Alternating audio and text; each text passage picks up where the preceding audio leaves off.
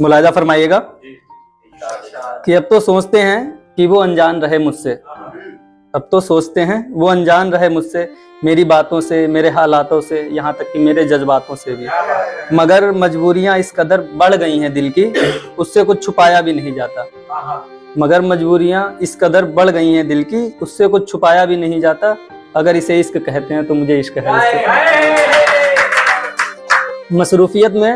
मसरूफियत में भी मुझे वो याद रहती है किसी आयत की तरह, मानो उसको याद करने पे सवाब मिलता हो।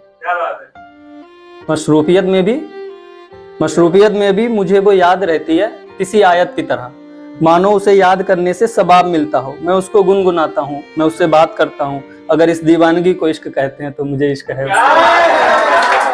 बहुत बहुत शुक्रिया। कभी रात को अचानक आंख खुल जाए तो मेरे जहन में सबसे पहला ख्याल उसका आता है। मैं उठ के उसकी सलामती की दुआ करता हूँ और सोचता हूँ उसको किसी पाकीज़ा ख्याल की तरह। अगर इसे इश्क कहते हैं तो मुझे इश्क है इससे। बहुत बहुत शुक्रिया।